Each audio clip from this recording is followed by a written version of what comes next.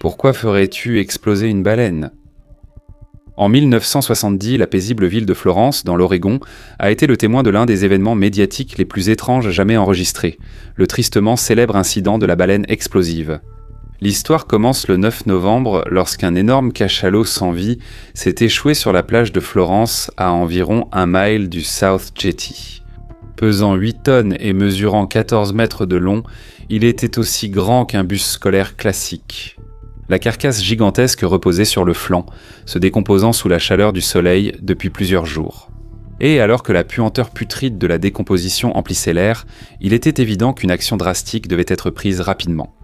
À l'époque, le département des transports de l'Oregon avait juridiction sur les plages de l'État. Il leur revenait donc de trouver comment se débarrasser de cette monstruosité. Et comme l'échouage de baleines était un événement extrêmement rare sur la côte de l'Oregon, personne ne se souvenait vraiment comment le dernier échouage, apparemment en 1910, avait été géré. L'enterrement de la baleine a été envisagé, mais les autorités craignaient que les marées finisseront par la déterrer. Une autre option était de découper la carcasse pour l'enlever, mais cela posait des défis logistiques et nauséabonds, comme trouver des volontaires courageux et du matériel spécialisé. Et laisser la baleine se décomposer naturellement était un processus lent, avec des risques potentiels pour la santé et des odeurs nauséabondes persistantes. Avec peu d'options restantes, un plan audacieux a émergé pour débarrasser la plage de cette monstruosité en décomposition en la faisant exploser en 1000 morceaux. Une décision qui allait finalement aboutir à une comédie d'erreurs catastrophiques. Alors que la puanteur de la baleine imprégnait la côte, une foule s'est rassemblée, morbide et curieuse face au Léviathan en décomposition. Les équipes de presse planaient, avides d'un titre sensationnel. Parmi eux se trouvait le journaliste Paul Lindman, qui s'attendait à un sujet léger, mais qui en eut bien plus qu'il ne l'avait imaginé. La division des autoroutes de l'Oregon n'avait pas seulement un énorme problème sur les bras, elle avait un énorme problème qui puait. Que faire d'une baleine de 45 pieds de long et de 8 tonnes morte à son arrivée sur la plage près de Florence ? Le responsable, l'ingénieur du département des autoroutes George Thornton, a expliqué à Lindman que la dynamite avait déjà résolu de nombreux problèmes par le passé et qu'il avait une stratégie. Eh bien, je suis confiant que ça va marcher. La seule chose, c'est qu'on n'est pas tout à fait sûr de la quantité d'explosifs nécessaires pour désintégrer cette chose. Ainsi, charognards, mouettes, crabes, etc. pourront tout nettoyer. Après avoir consulté des experts de la marine et des spécialistes en munitions, les autorités ont jugé qu'il valait la peine d'essayer. En utilisant une demi-tonne d'explosifs, l'excavation a commencé alors que les experts en explosifs plaçaient méticuleusement 20 caisses de dynamite de 50 livres autour de la baleine. Alors que la tension montait, la foule s'a été déplacée à 1/4 de mile pour être à une distance de sécurité. La stratégie de Thornton était de traiter la baleine comme un rocher et de projeter les restes vers l'océan, où la marée pourrait faire le travail de nettoyage. Il a assuré aux sceptiques qu'ils allaient simplement vaporiser la carcasse en morceaux gérables pour les charognards. Pendant ce temps, un passant ayant une formation en explosifs est tombé sur la scène alors qu'il conduisait sa toute nouvelle Oldsmobile.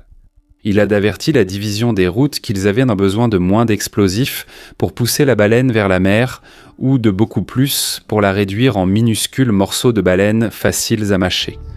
Malgré ces suggestions, la détonation a eu lieu comme prévu. Ce qui s'est passé ensuite fut un véritable chaos.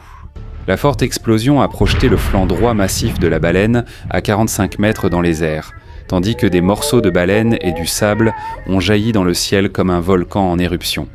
Les spectateurs sur les dunes observaient avec stupeur, tandis que le mammifère se désintégrait. Mais l'humour s'est rapidement transformé en panique lorsque, au lieu de petits morceaux, des morceaux de chair de baleine ont été projetés dangereusement vers les spectateurs. Les spectateurs ont crié et se sont précipités à l'abri alors que d'énormes morceaux de chair brûlée tombèrent autour d'eux. Lorsque l'équipe de journalistes a compris qu'elle n'était pas assez loin, elle s'est aussi mise à courir. Et ces morceaux touchent le sol. Et tout à coup, tu réalises, mon Dieu, je pourrais mourir à cause de la graisse de baleine ici. Le pire de tout, c'était la puanteur abominable des entrailles vaporisées qui soulevait les estomacs sur son passage. Ou, comme l'ont dit les équipes de presse, l'odeur était horrible. Mais quand ils ont fait exploser la chose, c'était 2 fois pire. Au milieu du chaos, une victime se démarquait. Une voiture garée à 140 mètres de là a soudainement été écrasée par un morceau de baleine de la taille d'une table basse. Ironiquement, la toute nouvelle Oldsmobile appartenait aux passants qui avaient tenté d'avertir les autorités. Il n'a pu que regarder avec horreur alors que sa précieuse voiture était réduite à de la ferraille. C'était une belle voiture. Je venais juste de l'acheter chez Dunham et c'était une Regency.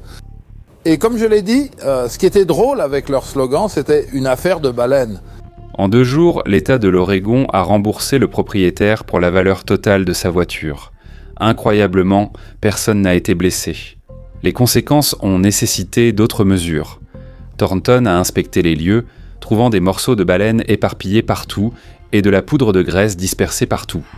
Ou, comme l'a dit le journaliste Lindman, L'explosion a projeté la graisse bien au-delà de toutes les limites imaginables.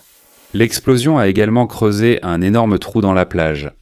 Une partie importante de la baleine est restée, qui a finalement été déplacée et enterrée à l'aide d'un bulldozer. Les petits morceaux de graisse ont été ramassés et soit jetés, soit recouverts de sable. Les mouettes, que l'on s'attendait initialement à voir festoyer sur les restes, ont été effrayées par l'explosion et sont restées méfiantes vis-à-vis de la zone pendant un certain temps. Au milieu des années 1990, l'ingénieur Thornton a été contacté par Lindman, mais a refusé d'être interviewé devant la caméra. Il pensait que la couverture médiatique de l'événement avait transformé une opération réussie en catastrophe. Lorsqu'on lui a demandé s'il voulait révéler ce qui s'était mal passé ce jour-là, Thornton a répondu sèchement, suggérant qu'en réalité, rien ne s'était mal passé. Pour Lindman, le segment qu'il avait hésité à produire est devenu en quelque sorte un phénomène historique. On me posait des questions à ce sujet pratiquement tous les jours de ma vie, où on me faisait des remarques. C'était la vie, et il y a eu un moment où j'en avais vraiment marre d'en entendre parler, mais j'ai fini par passer à autre chose. Selon les chiffres de 2006, la vidéo a été visionnée plus de 350 millions de fois sur plusieurs plateformes. L'histoire de la baleine explosive servait d'avertissement en 1979, lorsque 41 cachalots se sont échoués et sont morts sur une plage au sud de Florence. La possibilité de faire exploser les carcasses à la dynamite a rapidement été écartée. Les autorités ont brûlé et enterré les carcasses à la place. La politique actuelle de l'Oregon consiste à enterrer les baleines échouées mortes dans le sable, dans un élan d'humour collectif. Les habitants de Florence ont baptisé leur dernier espace de loisirs le parc commémoratif de la baleine explosive, en hommage à l'événement tristement célèbre qui a eu lieu il y a plus de 50 ans. La baleine explosive a peut-être laissé un sacré désordre sur la plage, mais elle a aussi donné naissance à une sacrée histoire.